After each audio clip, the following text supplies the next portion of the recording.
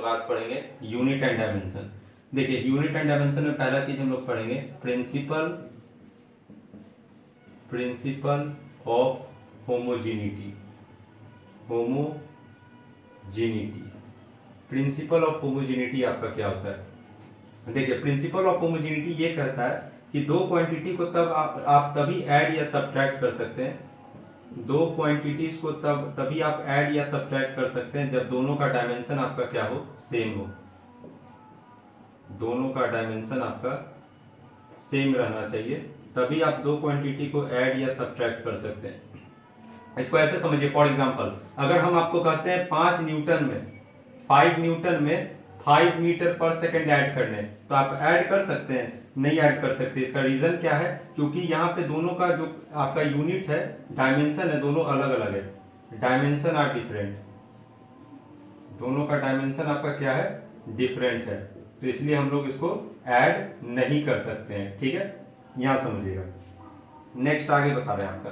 अब देखिए for example अगर हम आपको देते हैं, यहां समझिएगा, हमने कहा कि 5 न्यूटन में 10 न्यूटन ऐड करने, इसको आप ऐड कर सकते हैं। क्यों ऐड कर सकते हैं? इसको ऐड नहीं कर सकते लेकिन इसको ऐड कर सकते हैं, क्योंकि इसका भी डायमेंशन, दोनों का यूनिट क्या है? सेम है, मतलब दोनों का डायमेंशन आपका सेम है। यहाँ पर दोनों का डायमेंशन आपका क्या है?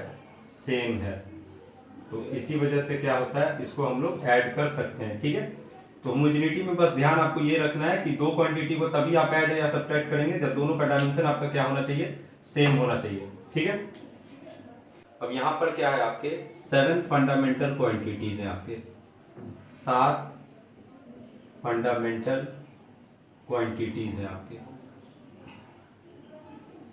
क्वांटिटीज क्या क्या है वो आपका? एक देखिए, पहला मास, इसका यूनिट क्या होता है? इसको हम लोग लिखते हैं किलोग्राम।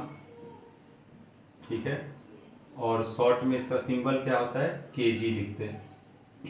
ठीक है, इसके बाद लेंथ का बात करते हैं। लेंथ का आपका क्या होता है? मीटर होता है, शॉर्ट में इसको एम लिखते हैं। ठीक है, मास हो गया, लेंथ हो गया। टाइम का आपका क्या होता है? सेकेंड, इसको शॉर्ट में एस लिखते हैं। ठीक है, टाइम के बाद आपका टेम्परेचर लिख देते हैं। टेम्परेचर को शॉर्ट में, टेम्परेचर का क्या लिखते हैं? केल्विन लिखते हैं, इसको शॉर्ट में क्या लिखते हैं? के। यहाँ समझिएगा, टेम्परेचर हो गया, मास हो गया, लेंथ हो गया, टेम्परेचर हो गया, टाइम हो गया। अब ये आपका यहाँ पे लिख देते हैं अमाउंट ऑफ सब्सटेंस।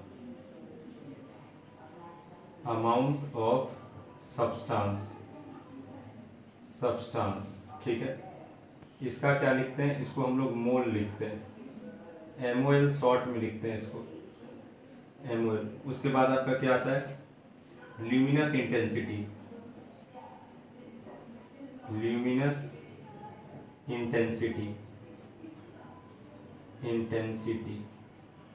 इसका आपका क्या होता है? कैंडेला, इसको शॉर्ट में CD लिखते हैं। ठीक है, उसके बाद ल्यूमिनस इंटेंसिटी हो गया, अमाउंट ऑफ सब्सटेंस, करंट का आपका क्या होता है? एम्पियर, इसको शॉर्ट में ए लिखते हैं। काउंट कर लीजिए आपका 1 2 3 4 5 6 7 हो गया आपका। तो ये आपके 7 फंडामेंटल क्वांटिटीज है, और इसी से, यही सातों फंडामेंटल क्वांटिटीज से दुनिया का जितना भी यूनिट है उसका जो है आपका डायमेंशन डिराइव किया गया है। तो ये आपके 7 बेसिक फंडामेंटल क्वांटिटीज है। अगला हम बात करेंगे सिग्निफिकेंट फिगर का। सिग्निफिकेंट फिगर, देखिए यहां समझिएगा ध्यान से। देखिए जितने भी नॉन जीरो डिजिट्स होते हैं उन सबको हम लोग सिग्निफिकेंट काउंट करते हैं, सिग्निफिकेंट में काउंट करते हैं। ठीक है, यहां समझिएगा। देखिए यहां समझिए, फॉर एग्जांपल अगर हम बात करते हैं, जैसे हम आपका लिखते हैं 243, तो इसमें कितना सिग्निफिकेंट डिजिट्स हो जाएगा आपका? तो देखिए कितना नॉन जीरो डिजिट है? 1 2 3, 3 डिजिट्स है, तो 3 सिग्निफिकेंट फिगर हो गया। कितना आ गया ये आपका? 3।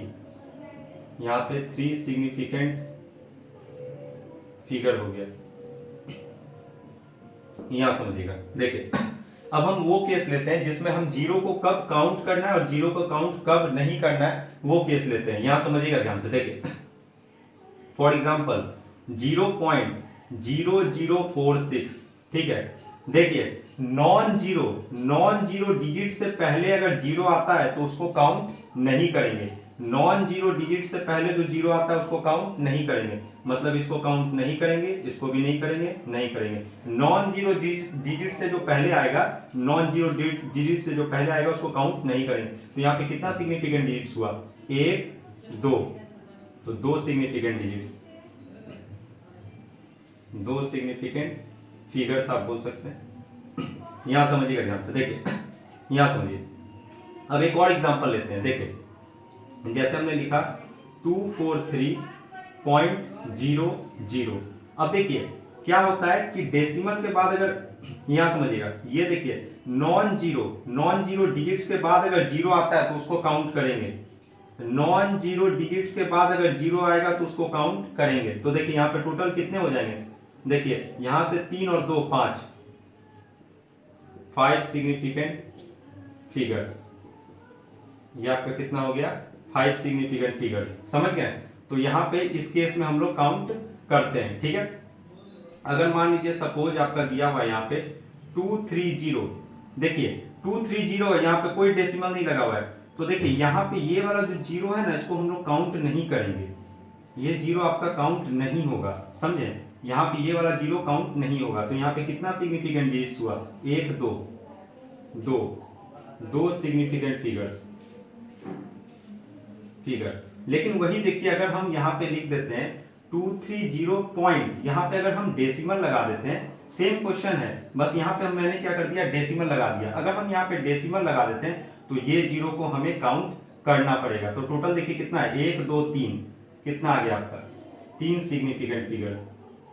तो यहाँ पे आपका सिग्निफिकेंट फिगर को काउंट करेंगे, समझ गए। तो ये हमने कुछ रूल आपको बताया है, इसको एग्जांपल के तौर पे आपको मैंने बताया, समझाया है कब आपका जीरो को काउंट करना है और कब जीरो को काउंट नहीं करना है। तो इस रूल को आप ध्यान में रखिएगा किस तरह से मैंने सॉल्व किया चीजों को, ठीक है।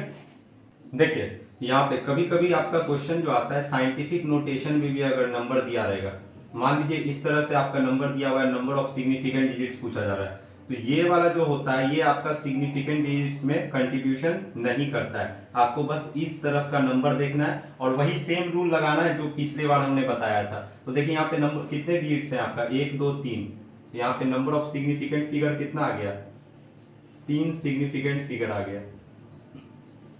यहाँ समझिएगा, यहाँ कितना आ गया आपका, 3 सिग्निफिकेंट फिगर, समझिएगा। अब आगे बात करते हैं। अब हमें करना क्या आपका, राउंडिंग ऑफ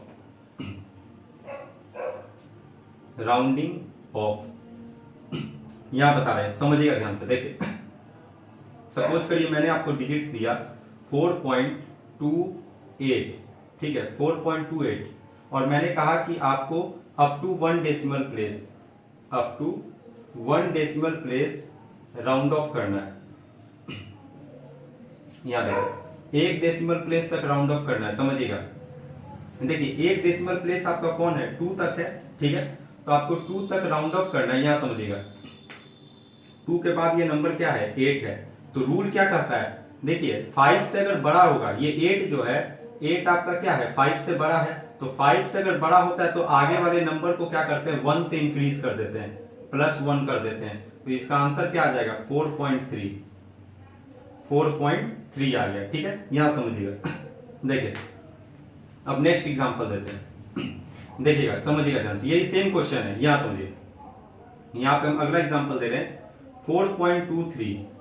अब इसको भी वही अप टू 1 डेसिमल प्लेस आपको राउंड ऑफ करना है, ठीक है।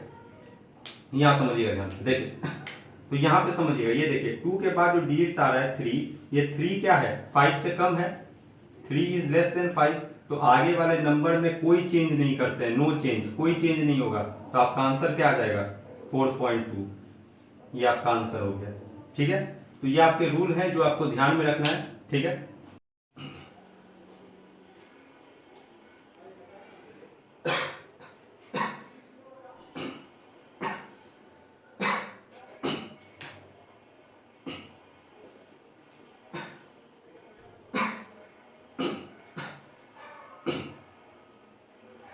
अगला एग्जांपल देखते हैं। अगला एग्जांपल यहाँ पे हम ले रहे हैं 4.25। इसको राउंड ऑफ करना है अप टू 1 डेसिमल प्लेस।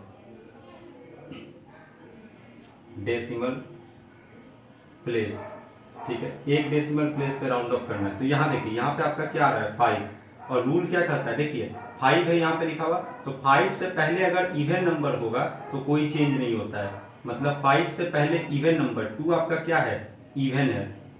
5 से पहले अगर इवन नंबर होगा तो नो चेंज, नो चेंज, किसी भी तरह का चेंज नहीं होगा। तो आपका आंसर क्या हो जाएगा, आंसर हो जाएगा 4.2, ठीक है। यही सेम क्वेश्चन में अगर हम आपका दे देते हैं यहाँ पे 4.35, ठीक है, और यहाँ पे आपको 1 डेसिमल प्लेस आपको राउंड ऑफ करना है। तो समझिएगा ध्यान से, देखिए 5 से पहले जो है, यहाँ समझिएगा, देखिए 5 से पहले जो नंबर आ रहा है वो क्या है, आपका ऑड है। और रूल क्या कहता है, 5 से पहले वाला नंबर अगर ऑड है तो उसमें +1 कर देते हैं, ठीक है।